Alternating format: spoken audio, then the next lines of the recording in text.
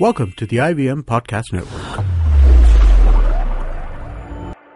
TFG Football is an IVM production, and you can also check out their other awesome shows like Drinks and Destination, a handy guide to the world of wine, spirits and more, along with a dip into travels around the world. You're listening to TFG Football. Hey guys, welcome to the brand new episode of TFG Football Podcast. My name is Nikhil, and I'm here because you must have heard yesterday from Siju that she is traveling to Aizawl. Lucky girl, yeah. Yeah. Sab jagah ghum rahi hai for football. I mean, that's how it should be. Why don't you go, Kevin? On the motivation that Oja is late for everybody, Siju has fallen for it.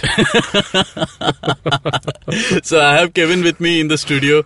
I have Oja with me on Skype. So the regular disclaimer that if there is any disturbance, just bear with us. Today we are going to touch upon a few points. There's a BFC match coming up of AFC Cup. They are playing Dhaka, Abahani. And before that, we'll be touching upon Kolkata football, basically East Bengal and Mohun Bagan. East Bengal, a lot of things are happening over there, I mean, from a fan point of view, whatever has happened, I know fans are not happy because they have not won leagues since so many years, and every year they have, their expectations high. But is it right from a fan point of view to, demonstrate such kind of protest? By actually, I think they did some damage to Robin Singh's car. A lot. Trevor Morgan's car. So, is it right? You're a big time Mohun Bagan fan, Oja. How do you look at it? How can you ever justify property damage and rioting? It's never going to be right.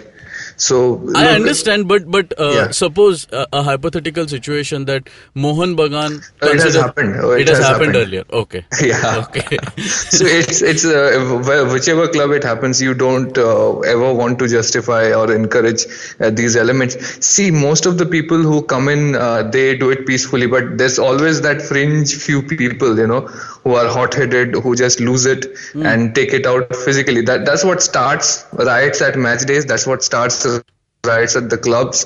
And I hate to admit it, sometimes, the will of the majority of the fans or or the members. And I'm not saying this to endorse whatever this has happened, on people who just abuse players and coaches or damage their cars or anything like that.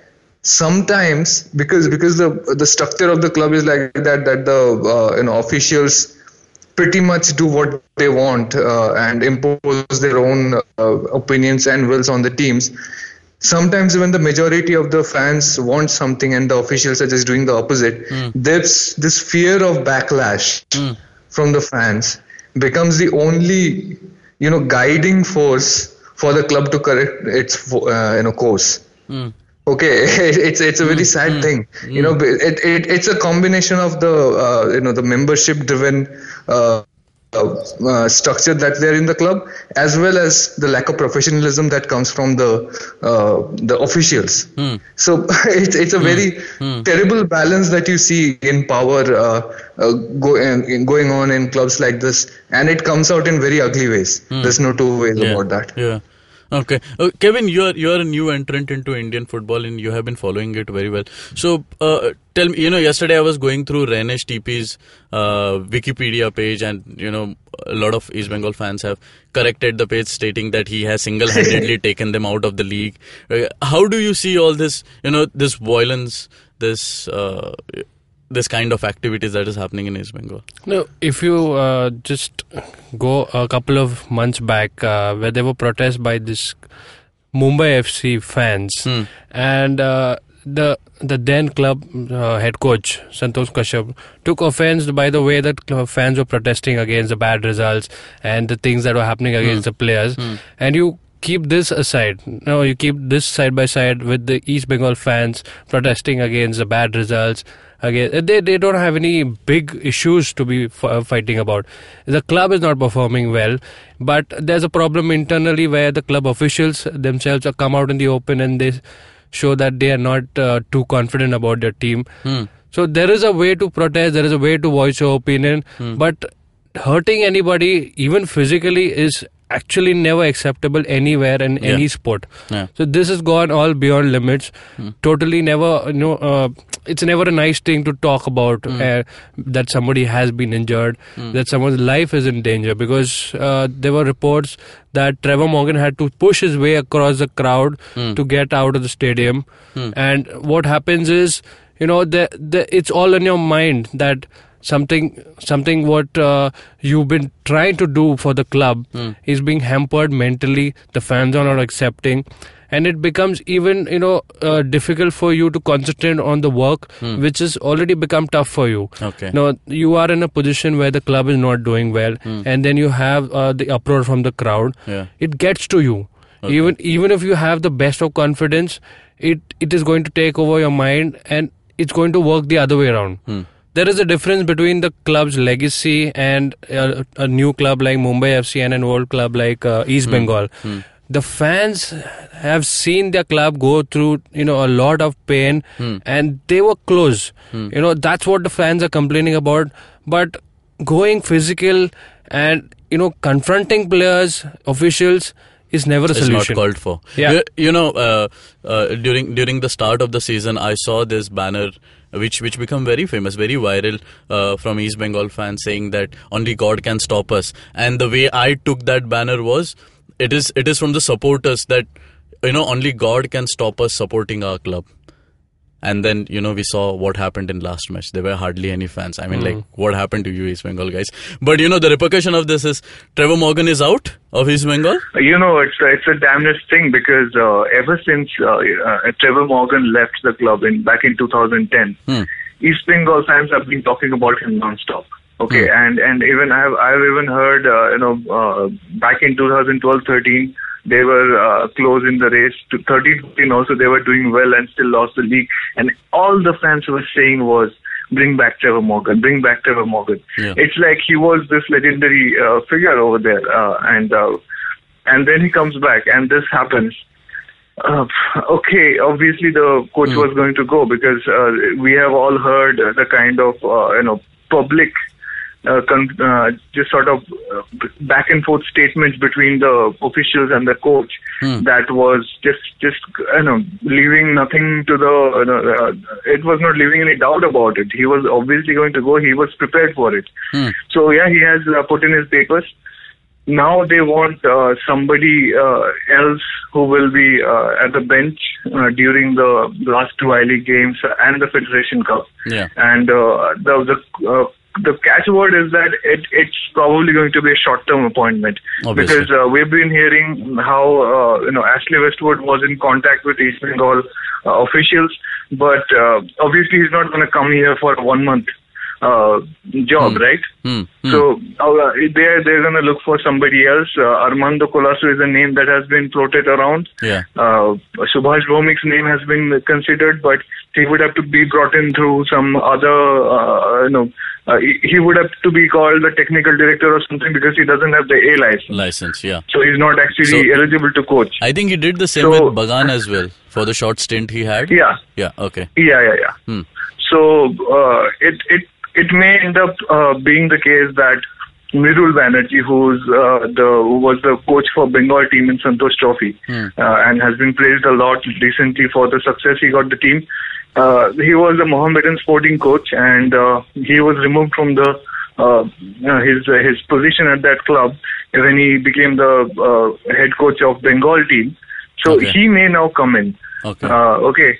So Mridul Banerjee, I don't know if this is right for him to take up. If he's ready. He's ready. He's a very veteran coach. Okay. Or whether it's right for him to take up this 1 month position, but it's up to him. If he gets paid, why would he say no? So, but in the end, you just see this cycle happening over and over again. So many times we have seen East Bengal in the last decade, and Mohun Bagan, when they were not winning the league, they have just had campaign after campaign, and it has not worked out, and they just sacked the coach as if that was the solution. The fact is that both the clubs had this system in place where the officials went around recruiting players, and often other things were given preference over pure performance or pure balancing the sheet in terms of wages. There was a lot of corruption there. All allegations of cut money all over the place, and that never changed. Okay, Mohun Bagan has had some change over the last 3-4 years, I think, and that's part of the reason why success has come in. But East Bengal is still, that's what Trevor Morgan was talking about, that he was not allowed to pick the squad, even though he was here since the last season. He came in the middle of last season, but he was not allowed to pick the squad. So what is the point of just discarding coaches and bringing in new ones when you have still the same officials who are repeatedly picking substandard squads who don't fail to win the league? They're still there, and they'll still pick this team next season. So what major change are you doing? But maybe that will change as well when this club goes out to play in ISL. Maybe there will be a major financial backer who will come in and he will ask for a more professional approach to the transfer business. All that may happen, and we'll have to see how it works out. For now, it's just more of the same. It doesn't matter who comes in.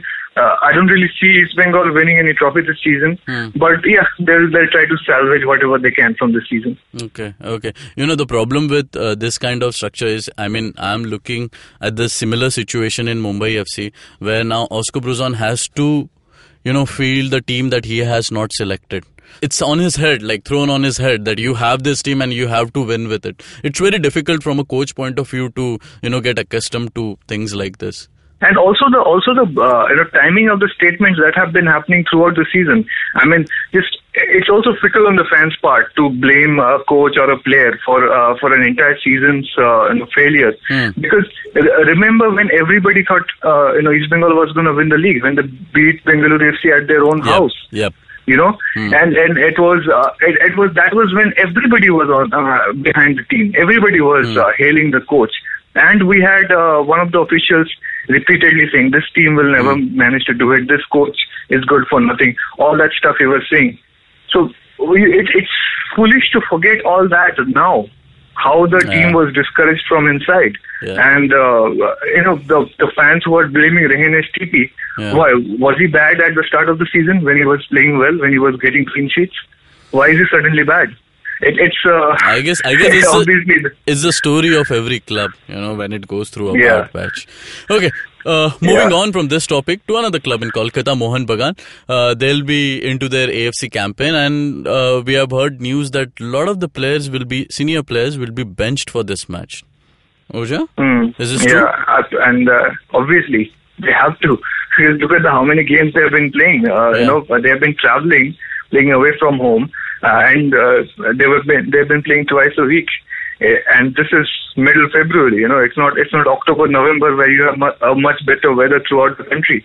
And obviously, so it seems Katsumi, and Pranay, and maybe even JJ or whoever else is expected to start on Saturday when they play Aizawl FC for that all-important title decider match again away from home.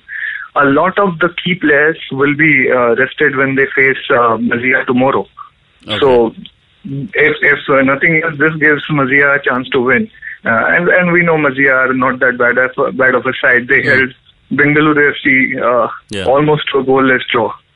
So, it's going to be tough for Mohun Bagan. I think, Oja, isn't it a short-sightedness from Bagan? Like every year for an AFC Cup, it is not taken. Do you think it is not taken seriously?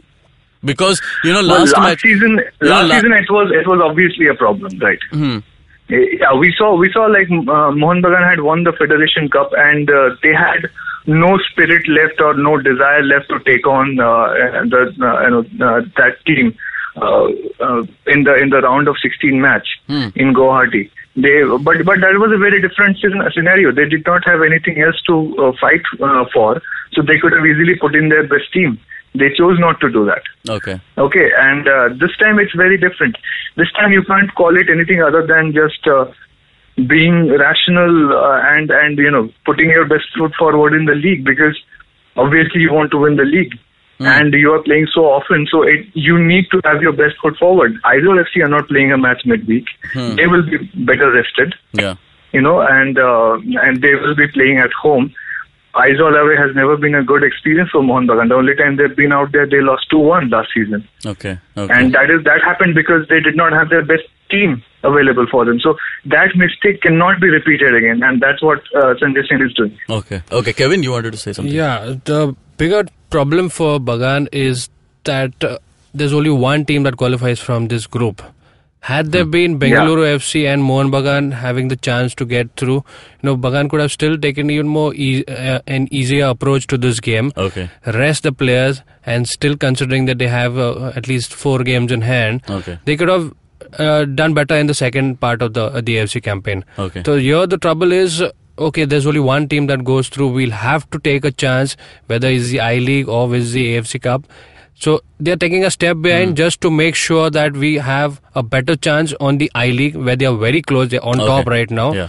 So had there been both the teams going through, the problem would have been much simpler for Bagan. Okay. So you're thinking that they would go for an I-League. Yeah, but right now that is the focus, and that is at hand. Yeah. AFC Cup is not ending right now. There's still another 3 matches or 4 matches to go. Okay, talking about the AFC Cup, there is a match happening today. Bengaluru FC will be taking on Dhaka Abahani. And Dhaka Abahani played Mohun Bagan, I think, in the last encounter. And they lost 3-1. 3-1. Oja, how do you look at this game?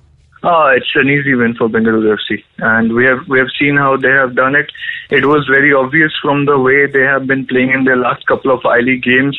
It's that the focus is definitely on AFC Cup, and Albert Roca has not been shy about it. He has said, look, we can't win the league, so we should put all our efforts behind the tournament we can win, and it makes sense because I don't think any other club in India is in the position of actually challenging for title in AFC Cup. Mohun Bagan have already made a bad start, and I'm not very sure if they will do well tomorrow. So, it makes sense. They were playing against Shillong Lajong, and it was very obvious they did not want to put their 100% out there. They just preserved themselves for this game. They will be playing at home. Dhaka Abahani have not seen anything like this before. They will take on the defending finalists, last year's finalists. I really don't see Abahani having much of a caliber to take on, this team. Considering how they fared against Mohun Bagan, who at the same time was obviously, putting priorities in I-League, and they were playing, with less than 100% intentions, and they still managed to beat Abahani by a large margin. So, what's the big deal here? Okay. So you think it will be an easy run for Bengaluru? Yeah. Okay. Yeah, not a problem for Bengaluru because they are totally focused on AFC. As the season had begun, they were obviously defending champions of the I-League, and we saw them struggle. They couldn't get goals so easily. That was coming in so free-flowingly last season. It was a trouble for them.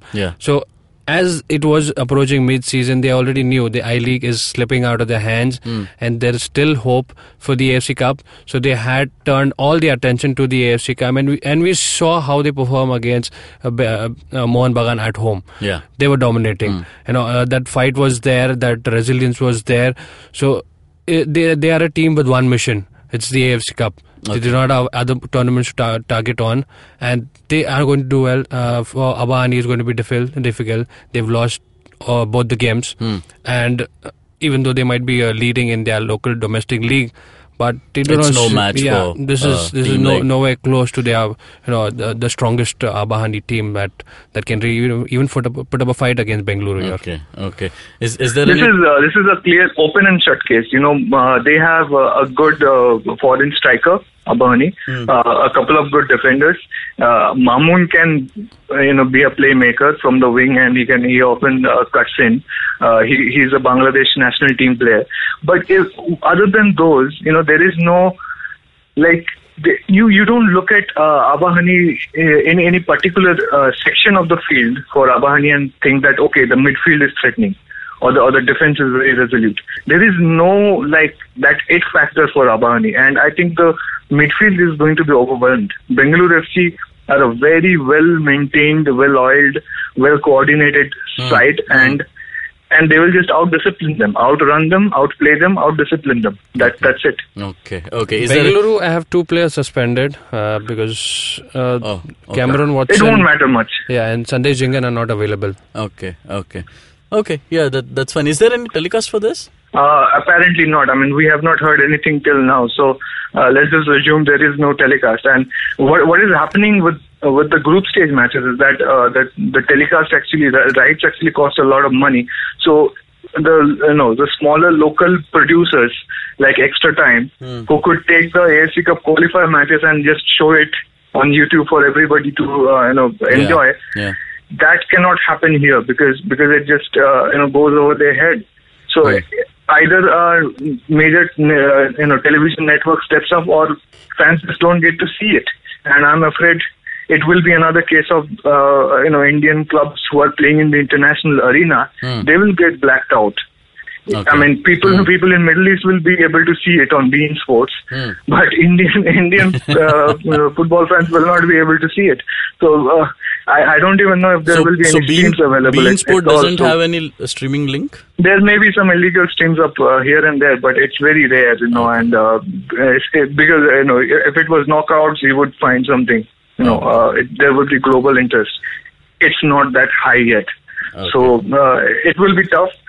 If we find something, we'll obviously share it on thefangarage.com and TFG Football on Twitter. Okay. That's the wrap for the day, guys.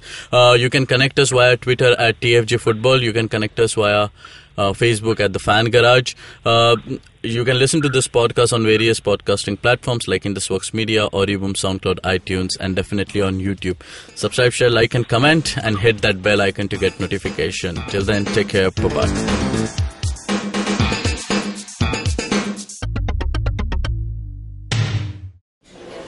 Excuse me भैया, excuse me. बोलिए madam. Menu में क्या है? Menu में scene unseen है, podcast है, ऑनकोर्स है, Cyrus है, made in India, rediscovery project, empowering series, sex wax है, IVM लाइक्स है, सिंप्लीफाइड है, कीपिंग इट क्वियर है, थिंग्स एंड डेस्टिनेशंस है, माय नेबर सकरबर्ग है और द फैन गराज है. आपको क्या चाहिए?